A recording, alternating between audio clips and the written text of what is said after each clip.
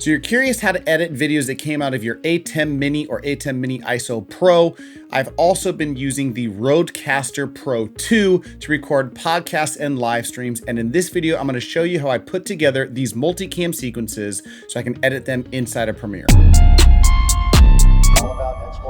Hey there, welcome back. It's your boy Robert Teegarden here with another video. Today, like I mentioned, we are talking about how I edit multicam sequences using the ATEM Mini ISO Pro and the Rodecaster Pro II. A lot of pros going on, not a lot of cons. If you hear me knocking, let me in. If you are new here, welcome. I post content on a weekly basis on filmmaking tips in the business of being a creative. So if that's something you're in here, stick around. I'm sure that you're going to find a ton of value.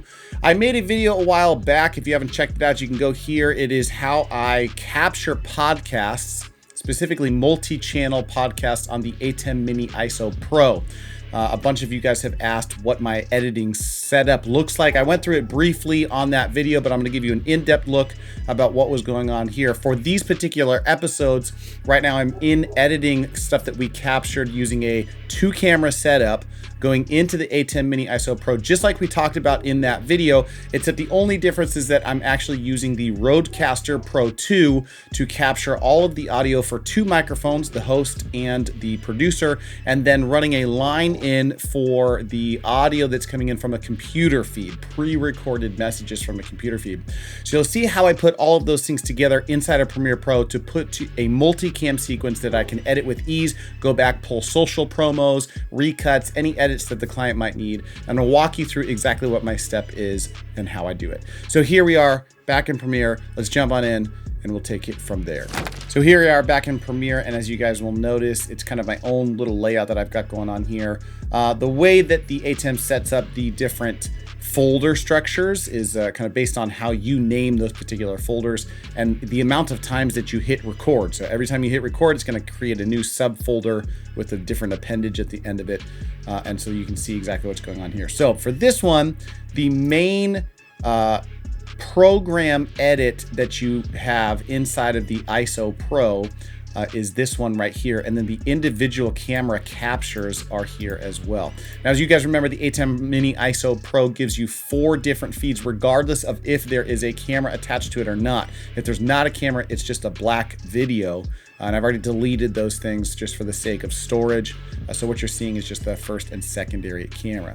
So these are the video files. These are the audio isolated files too, but those are coming straight from the camera sources off of the ATEM. Which is just scratch audio, and I don't need them. Up here is the Rodecaster Pro II audio sources. There's a stereo mix that's dubbing everything down into a 2-channel stereo mix, all the different mics, the USB, which is actually the plugged in USB-C that's coming from the computer. So this is computer audio, any sounds that I drop off of the little pads that they have, Bluetooth, and another USB 2 main.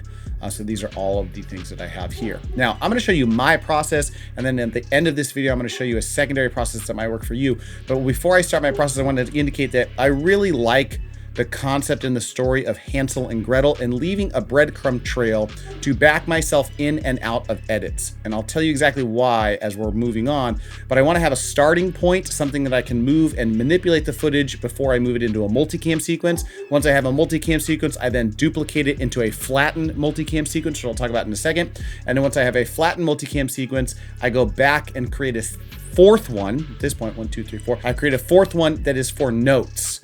So at any given point in time, I can always retrace my steps. I'm not killing the main work sequence that I've created, and it's proven to be very effective and helpful for me because clients change their mind all the time and they want to go back. And if I've killed the sequence that they liked or saw things in the first one that they liked, it creates a lot more work for me, and really only your options are auto saves. So with that in mind, we're all set to go. Let's have at thee. The first thing I do is I right click on the episode. I create new sequence from clip. It immediately drops the sequence down here. Now this is actually the 3rd episode that we created. So I'm just going to put episode 3 there. Now, as you notice, this is the program window here, and it's changing things all by itself because at source, I'm switching cameras on my own. Makes a lot of sense, right? The audio is nonsense, complete dog shit. But that's okay because we have our Rodecaster Pro II. Now, the second thing that I need to do is bring in my Cam 1, which should be the same here, and my Cam 2 for episode 1. So I have my 2 different cameras here, as you'll see, and those cameras are the same exact ones that are coming in on my program feed from the ATEM Mini ISO Pro, which we caught at source. So I have my 3 cameras that are there. Why 3 cameras if I'm switching at source? Well, if I missed a switch in error, if the talent had a stumble or something that we need to fix in an edit, if the talent kind of breaks character and looks at me and goes, hey, is that okay? Or someone busts through the door, I have the ability of editing those things back and forth in addition to what I have for the program monitor. So that's why I like the ISO Pro rather than just the Mini Pro, because it gives me the ability to make corrections when I need to. And also, if I go back and do any social promos and I need the secondary angle or things to edit from, I have this option as well. So I've got my video feeds down there too. And then I know some of these things don't actually have all the audio, but I'm going to just kind of pull them down individually. And we're going to then, after that, sync them up. So I've got my stereo tracks, my 2 microphones, talent, and the producer, which was myself. This track is completely dead, so I'm going to kill that one, as is this one too.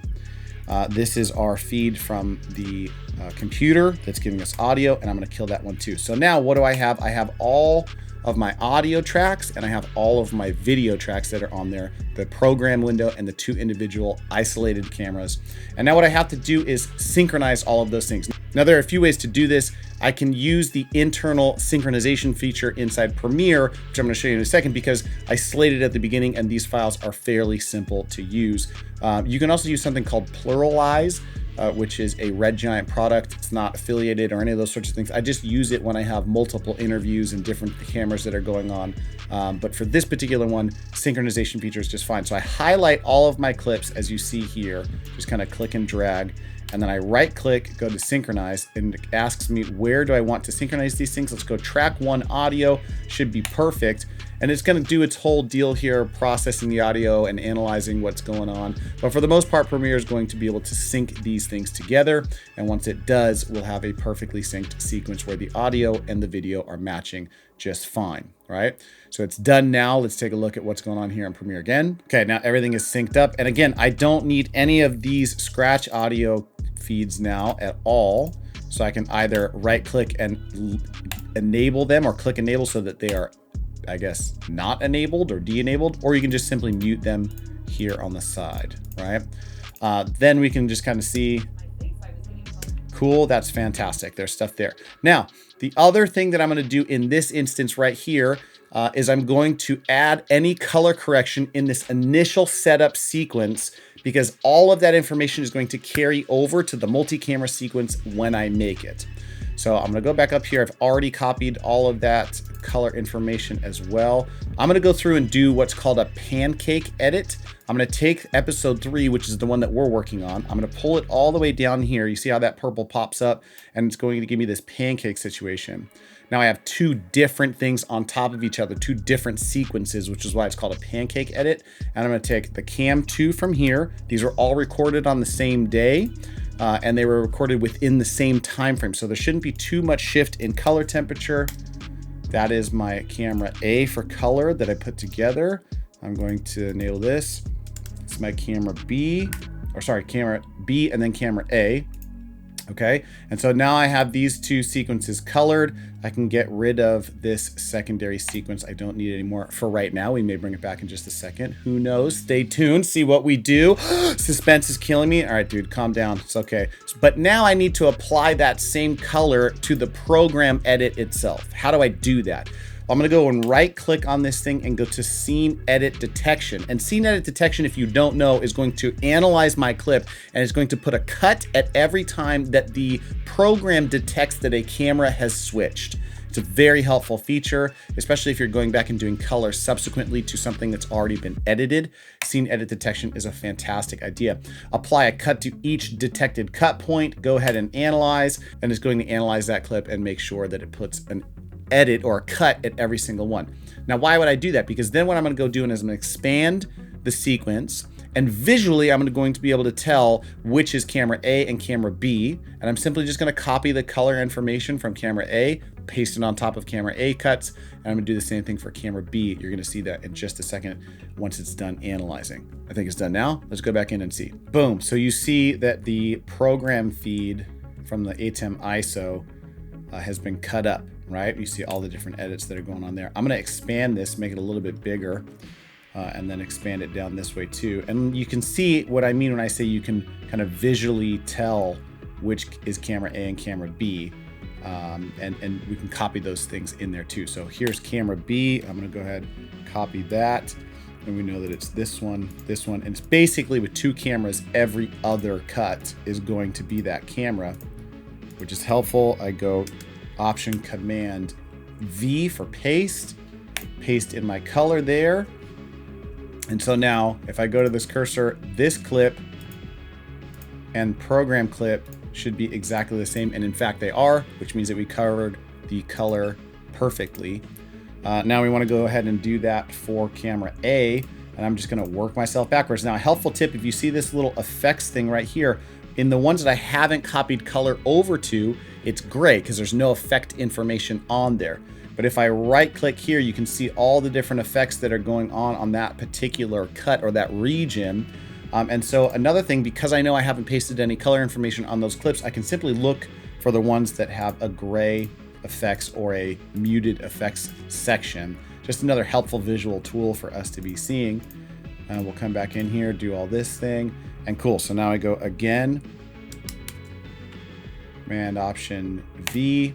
So now I can basically just mute or kill the top two cameras, and just based off of the program window, I've got color information applied, and that's it. Now from here, I know if I have to make any particular edits as I'm producing or recording that podcast, I'm making notes for each individual episode for things that I may have missed or things that need to happen for the talent. Someone opened the door, something happened that I need to edit. This particular one doesn't have anything, at least yet, that I need to be concerned with. So from here, I've put my color on, I've scene detected, I've synchronized my footage the entire way. I can go in now and start to manipulate or affect my audio and treat that audio as well. Now, I know that this audio is actually a little more quiet on purpose for what we had there. So I'm just gonna hit G to bring up the auto gain in this particular section. I'll show you exactly how I'm going to treat this audio as well. And so we're gonna just kind of boost up this 32-bit float recording that the Rodecaster Pro II has. It's fantastic. And as you can see, those regions have become a lot larger. I'm gonna go to the audio tab as well. And now we're actually going to pull up episode 2 because I've put up all of my effects in the effects sends. Now, how did I get there? It's really important to see, right? So I'm here on this particular area right there, and you see this little drop down. You may not actually see it. If you go up here, you see this little caret. They called that a caret. I didn't know that for a while, and now I do. If I click that caret, it says show hide effects sends, and boom, now I've got effects sends and buses.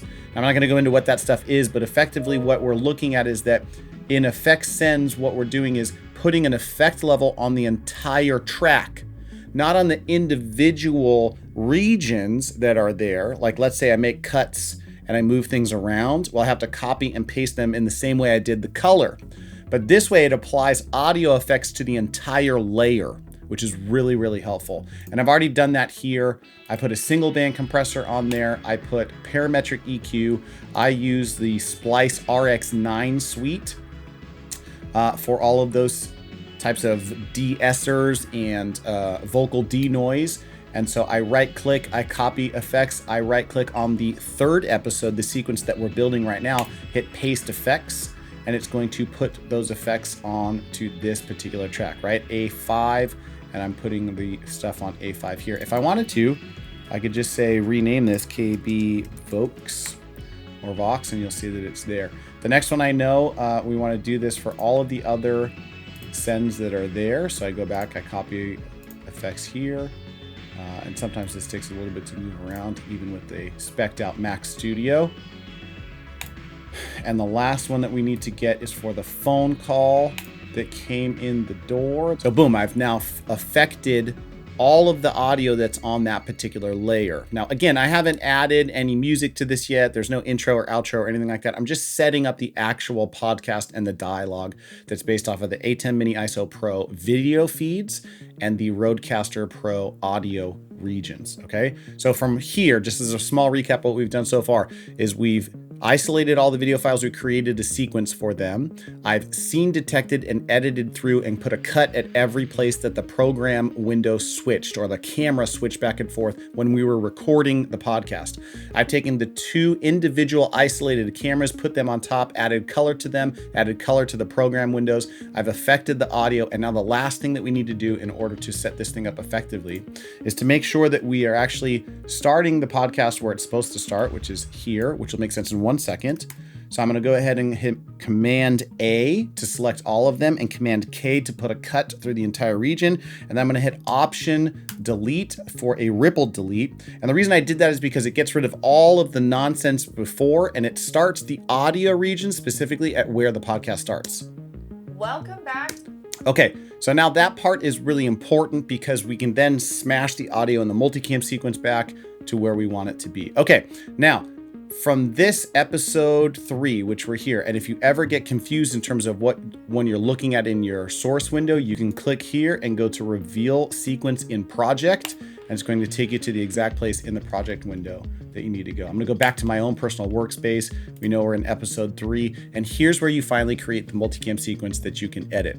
I right click on this guy and go New Sequence from Clip. It's not a clip, it's a sequence, but it's going to create a sequence that takes all of those video regions and smashes them together like a multicam sequence. We'll do that right there. Now we have a copy here, so I'm gonna take that one, put an _MC for multi-channel.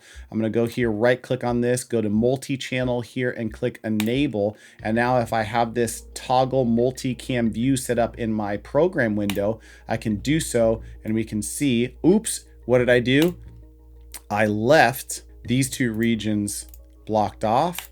So I can go over here and now what you're seeing is a multicam view of what your podcast looks like. Now, for the most part, 99% of the time, I'm not going to switch this from MC1 or the first camera that we have, which is effectively our program window that we cut at source. Hope that makes a lot of sense. But I do have all 3 cams that are there. You can see it in the multicam thing. I'm gonna shut this off for just 1 second. And then the next thing we have to do is go through, grab all of our audio, copy, go to the multicam sequence, go to the beginning. I lock this audio region and paste all of my audio down in there. If you want to get particular with it, you can do and move these things up if you want to. And there you should have your audio podcast ready to go and ready to edit in a multicam sequence environment. Now, the next phase that I would do is once I'm ready to export this, I would actually flatten the multicam sequence. The reason being is that multicam sequences, when you export them, the program's actually going to reference each individual camera that you have as a part of that sequence. And so it's slower in exporting because it's constantly looking at all 3 feeds. It's constantly looking at all 3 feeds trying to figure out which camera is the one that we choose. Well, I just actually go through and choose that camera for them.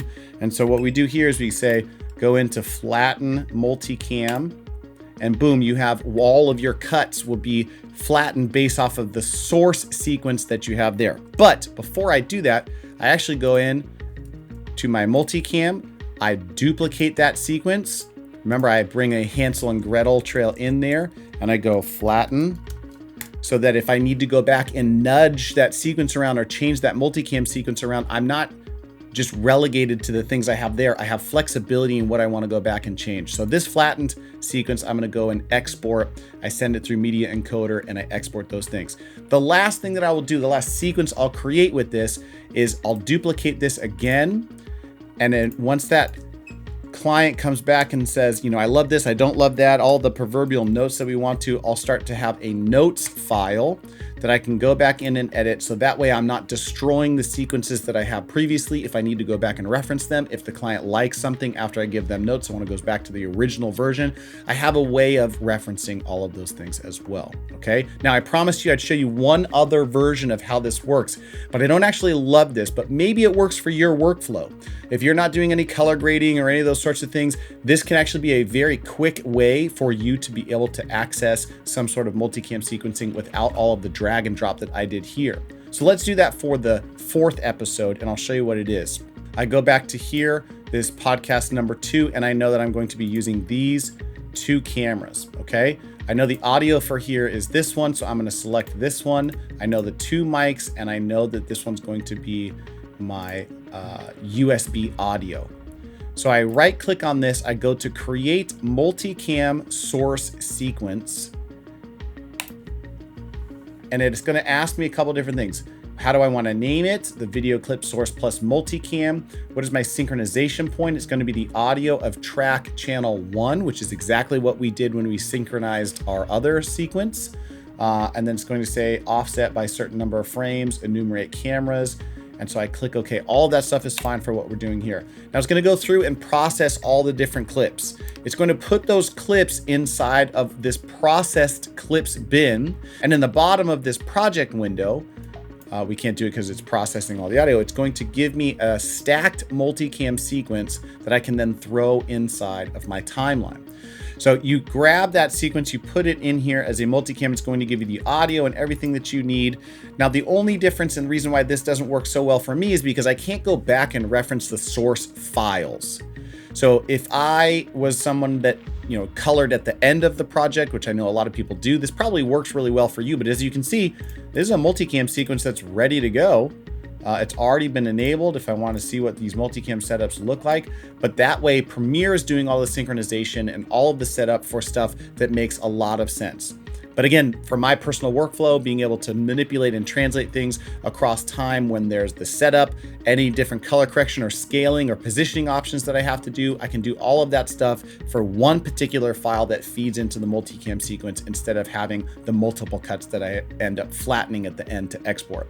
With that in mind, ladies and gentlemen, this has been another Teegarden tutorial on how you edit multicam sequences that are created from the ATEM Mini Pro ISO and the Rodecaster Pro II. If you liked the video, like the damn video, and if you haven't already, go ahead and subscribe. I know this was a longer tutorial, but it gives you every step of the way that I put together these multicam edits. I hope that this video gave you a ton of value and that I get to see you around a little bit more often and engaging in this community over here. With that in mind, I'll see you guys in the next video. TTFN. Peace.